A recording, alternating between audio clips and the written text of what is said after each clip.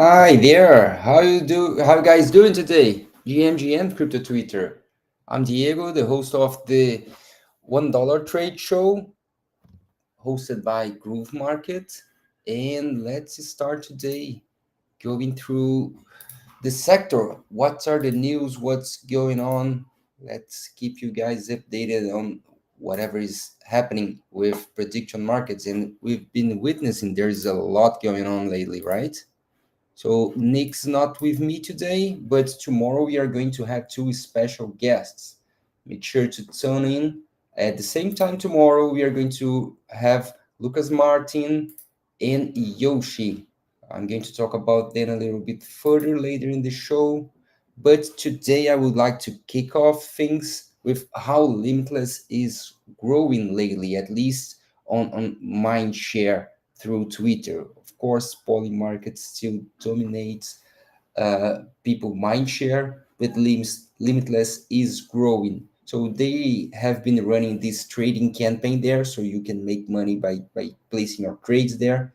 You can make some USDC, and Limitless is crypto a crypto prediction market like Polymarket, not like Kalshi. So it makes more sense to have people on crypto Twitter talking more about them. Yeah, and so we've been seeing the growth. Yesterday we mentioned how prediction markets have been growing and how VCs are looking at them.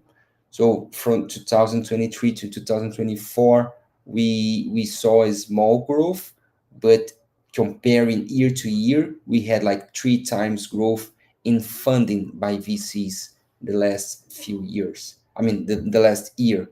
So it proves the growth and the number of projects building on this front of prediction market, just like we are at Groovy. And talking about this, I want to go through some things that I believe are some misunderstandings here in crypto Twitter about prediction markets. And we've been talking about how things have been going to, let me go just a second here, how people have been talking about prediction markets and gambling. And although this tweet here that I'm going to share with you, it's a fun one. So Fireplace, let me check here. If you don't know Fireplace, they are building a new interface for it's what it seems to be. It's not exactly clear. Basically, they are building this mobile app that integrates with Poly Markets and give you guys kind of a social experience to trade on Poly Markets. They have this badge of Poly Market, so they are part of the Poly Market branding now. And of course, I mean they are building some engagement here. Like prediction markets are the Trojan horse to bring gambling to Wall Street. But just like I was discussing yesterday with Tiago, our guest here, I mean, it's really hard to assume that prediction markets are tools for gambling. Actually, prediction markets are only tools, and it depends on how you use them. So Nick and I we have been discussing how basically you should not compare prediction markets to casinos at all. So for example, in lotteries, the essence of a lottery is the randomness. So you have no control of the outcome. In casinos, it's mostly like that. So you are playing against the house, but the house usually has an edge. In some games, you might have control of some aspects of the game, but the outcome is out of your hands. So even if you're playing cards and you know the strategy and you have a strategy to do that, you have no control of how the cards are going to be placed on the table. And even on those games in which you have a little bit of more control, casinos can limit how much you play. So if you're making a lot of money, casinos can just put you out. And they can say, just like banks, I don't want to play with you anymore. That's it. So casinos play with you while they have an edge. And when it comes to sports gambling or sports betting, which people relate to prediction markets, because there are some similarities, but the thing is, with the traditional sports betting industry, you are playing by the rules and by the odds established by the house. So you are playing against the house. So the house established the odds. When you create a prediction market, and ideally the infrastructure and the way prediction markets are organized, they try and replicate the idea of a really efficient market. Basically what you have on prediction markets, it's a tool for overseeing or for discussing and trying to get what is more accurate or more likely to happen in the near future. This is why it's prediction. In markets, of course, because it uses the market's structure, so people can debate, but debate basically using money to prove their points. So put your money where your mouth is. So if you have information, you believe this or that outcome will happen, show us by putting money. This is why the price of positions in prediction market should be as close as possible to the potential outcome. But gambling, I believe that gambling has way more to do with the approach of how you use those tools. Of course, so basically, just to set the tone here, um, when we talk about gambling and sports betting platforms, it's you against the house playing by the rules that the house established. It's not like that in prediction markets at all. So this is why in this aspect, prediction markets cannot and should not be related to gambling, or just betting. On the other sense, can you use prediction markets to try and gamble your way out of whatever you are financially? I mean, you can try, but I think gambling has way more to do with the approach you put in the markets. So if you're just putting money in the market, a lot of money, just because you believe without any, let's say, without any information or any knowledge that this or that outcome will happen, for me that's gambling. Otherwise it's just using a tool to put your strategies out. And of course, guys, I mean, people have been gambling or using Wall Street for years. So it's not that prediction markets are bringing this to Wall Street, are bringing this approach of gambling to Wall Street. We saw what happened with GameStop back in the day, right? And with these penny stocks that people are just trying to buy them to make this 100x and whatever. So it's way more to do with your approach, and not the tool. So prediction markets are a tool, just like traditional markets, Wall Street. It depends on how you use that tool. Are you there for the long term? Are you there for do a quick trades and try to make your way out financially of wherever you are? So this brings us to this post here by Confusion. And actually I think there's a lot of confusion in this, and this is why I wanted to bring this to the show today to discuss this a little bit more. So it talks about hyper gamblification.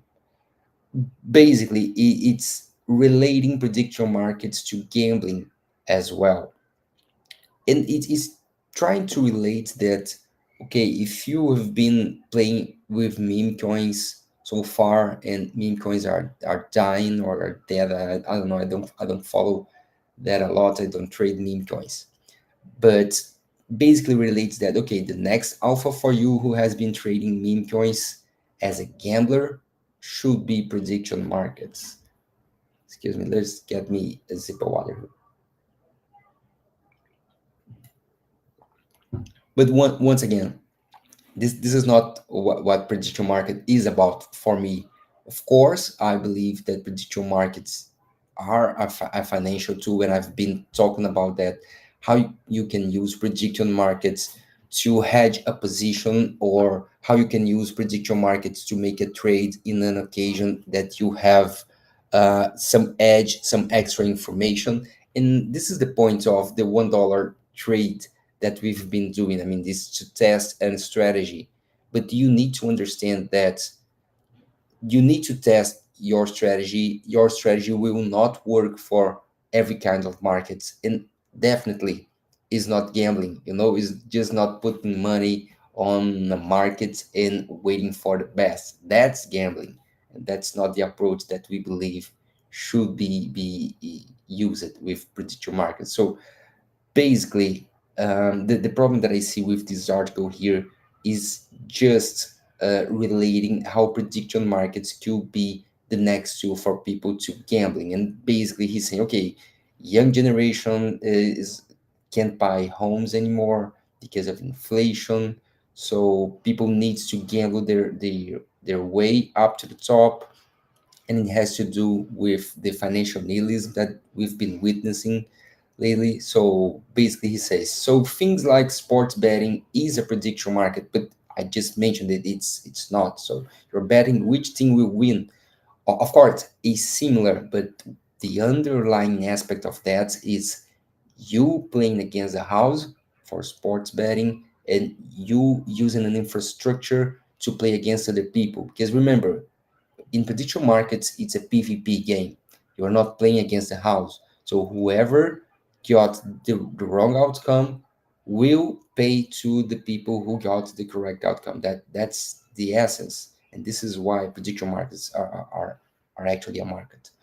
So basically, and he mentions here, if you want more bull cases, follow-ons, and of prediction markets, which should be John Wang. But actually, if you want to know more about prediction markets, just follow Groovy. We've been keeping you guys updated every day, every morning here with our show, with the $1 trade show, and also with our newsletter, the daily prediction. So go to Substack, the daily prediction, and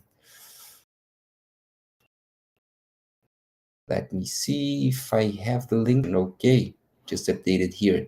This is the link for the daily prediction. Make sure to follow us for the daily updates. Make sure to follow subscribe to the daily prediction so you have the best information about prediction markets.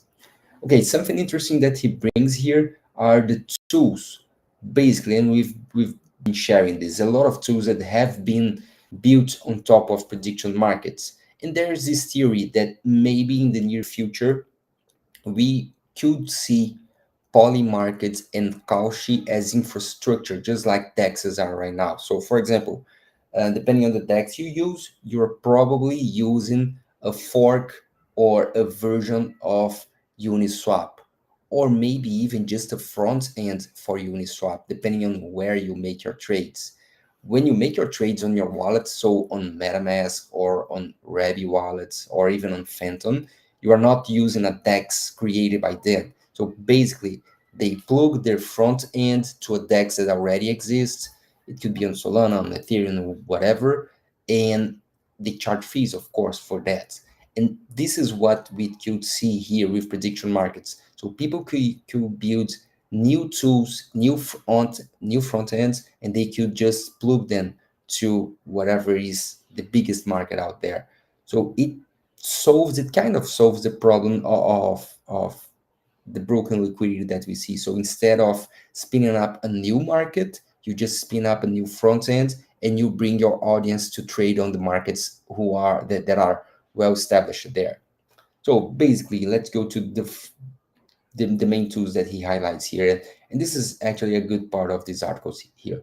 So Flipperbots, kind of Axiom or Photon trading terminal for prediction markets. So lets you trade both poly market and Cauchy. And you can also make predictions via X posts. So basically what I believe that Flipperbot thrives here is with the leverage. So basically they are adding leverage in key tree, so which should be now. So soon enough, they should be offering leverage. People have been asking them about this. It's not clear how leverage is going to work here. Their documentation is not ready yet, but I mean, I'm curious to see how they are going to do that. So we have Poly M Trade, which is the first mobile trading terminal for Poly Market. So it's exactly what I was just saying. You just can create a front end that plugs into Polymarket so people can have a different front end, an easier interface to place their trades. So also, of course, trading bots. Do you guys probably remember the sniping bots on Telegram for meme coins, they are here as well for. So and none of them that I'm talking about here, guys, I'm not endorsing them. I'm just trying to share with you a little bit of information. So do your own research if you want to try them. As I've been talking, I mean, since ever. I mean, prediction markets are tools, and all these other tools that are built on top of them, they are ways to improve your experience, but not likely then are going to be helpful for you.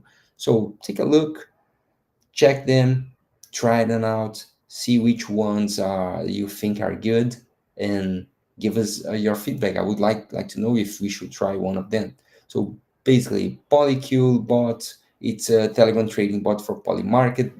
This is interesting. So they are backed by Alliance DAO, which is one of the biggest backers of new products and founders in the space.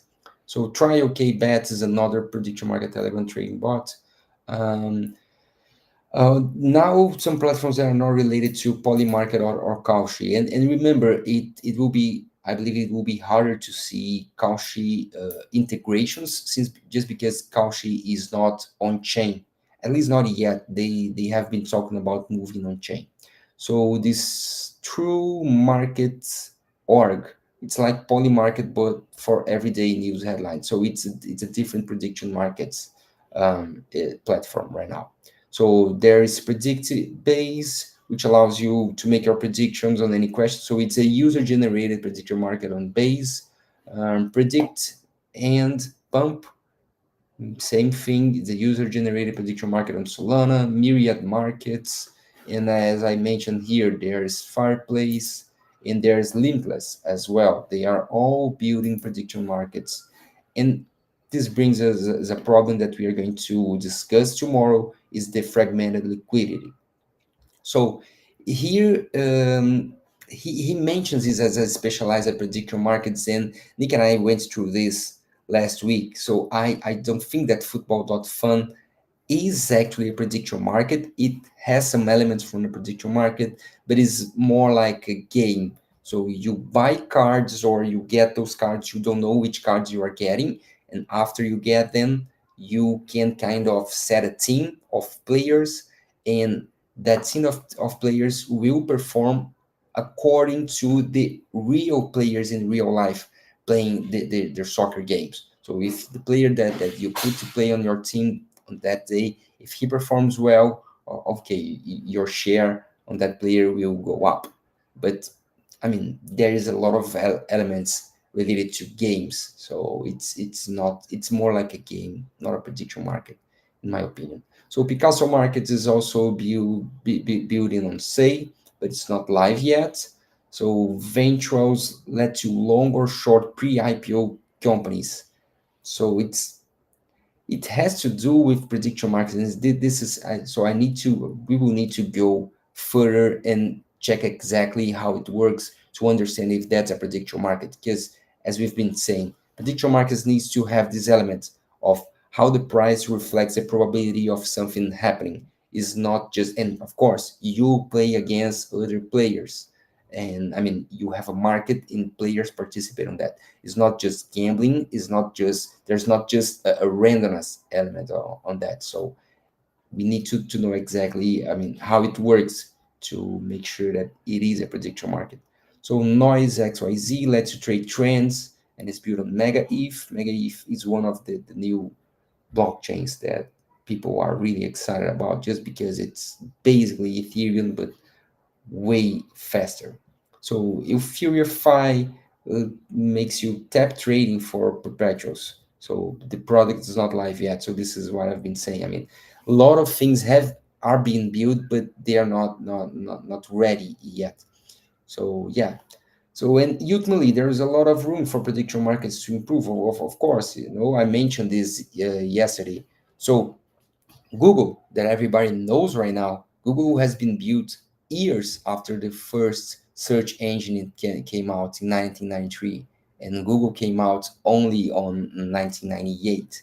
So something like 15 to 20 products were built before Google, and they became big at the time. So I don't think that we are going to see only one winner in this space, which right now it's clearly Polymarket because of the amount of volume that they have, the open interest that they have, and Kaushi comes with way more markets. But we are seeing a lot of innovation in this space, and I don't think that we saw the winner. So there's of course a lot of improvement. So yeah, I just disagree that like they need more gamification to extend to attract more degenerates. Yeah, of course, more gamification will attract more degenerates, but not necessarily that. I think that we need deeper liquidity.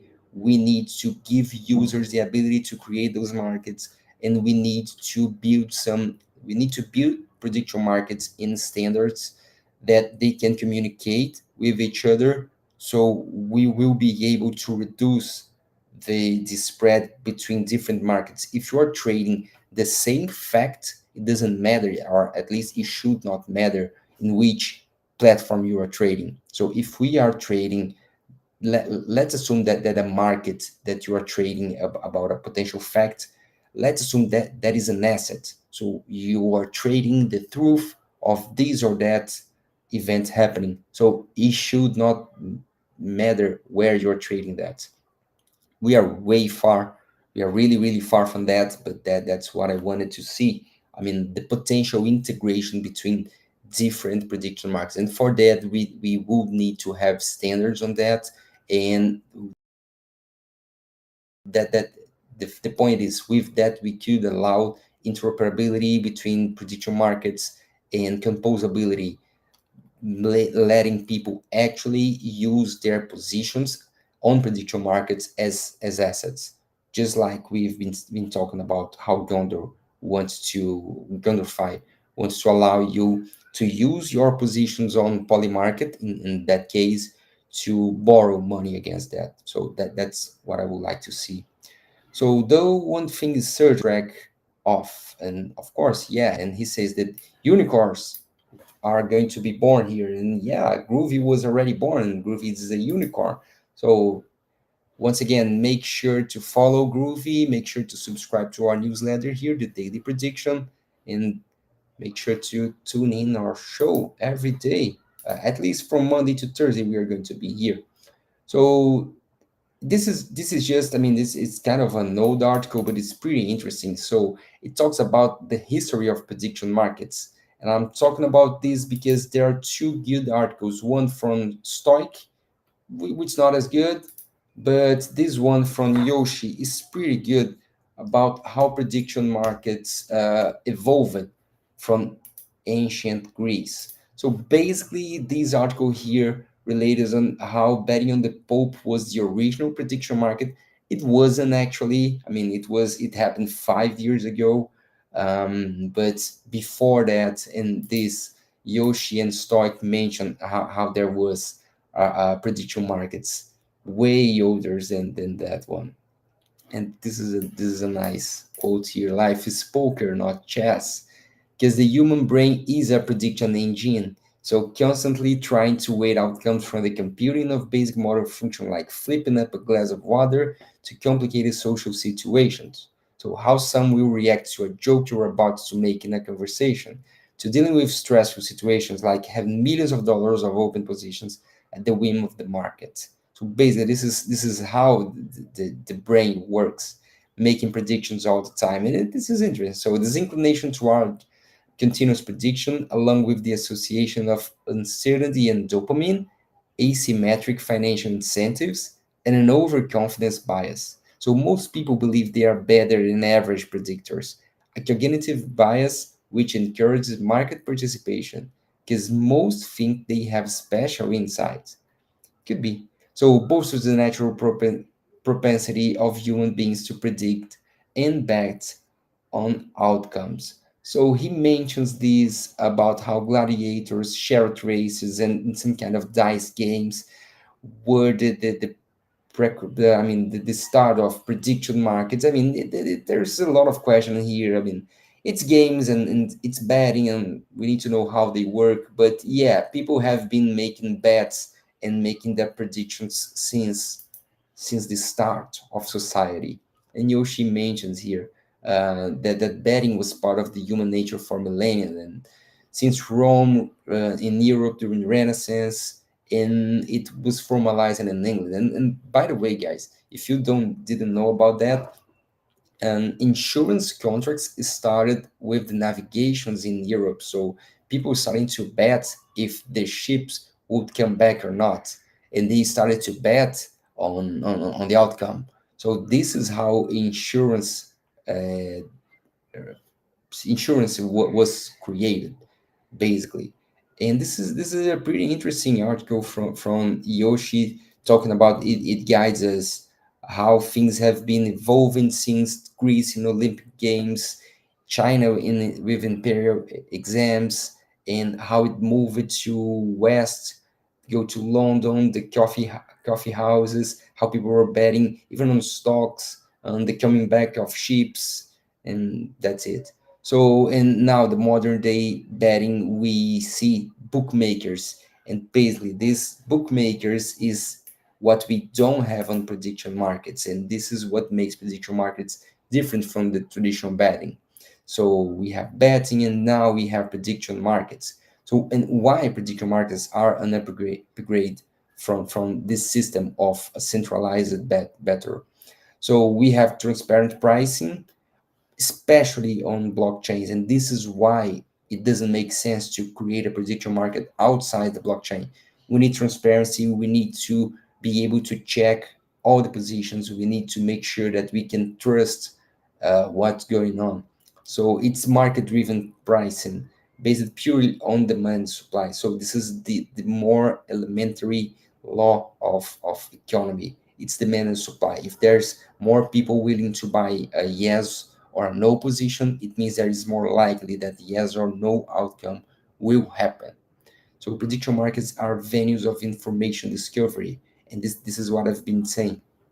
So although prediction markets can be used as a financial tool, they are a financial tool that allow us to discover information, allow us to filter noise from the actual truth, that the actual elements of truth that we are looking for.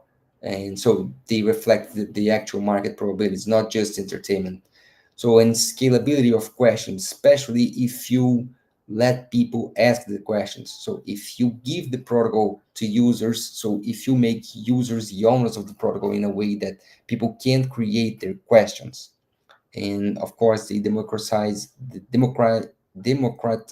access and by decentralizing. And of course, and odds models are optimized for the house, just like happens in sports betting. And prediction markets are optimized for truth and fairness. And yeah, this is like, it's a pretty cool take. And it goes with what we've been saying about prediction markets. So before I go, guys, let me highlight who we are going to have here tomorrow with us. So tomorrow we are going to have two guests. One of them is Lucas Martin Calderon. So he's working at Cashbots. So it's a prediction market protocol that lives on social and runs on crypto. So it's bringing together social experience of what we have on Twitter, Instagram, or on TikTok, and whatever, to prediction markets. So we are going to have him to discuss about the industry, and he's going, of course, talk about what he's building at Cash. And Yoshi, I've been always talking about here, and he's been putting a lot of cute content, and he's the co-founder of factcheck.fun. And then factcheck.fun is the objective, the goal is to find this information with prediction markets. And it highlights what we've been talking about, how prediction markets, I mean, I want to get in their brains to understand exactly what are the thoughts about prediction markets, why did we get here, what is the next step for prediction markets. And yeah, you're invited to join us as well. And as always, thanks a lot for watching. Make sure to follow Groovy, and make sure to go to groovy.market and secure your username before we go live. We are finishing details, so our testnet should be live sooner than later. And make sure to follow us here on Twitter, get your username at groovy.markets, and subscribe to the Daily Prediction at thedailyprediction.substack.com. Okay, guys, that's it for today. Thanks a lot for watching, and I see you all tomorrow. Bye bye. Have a good one.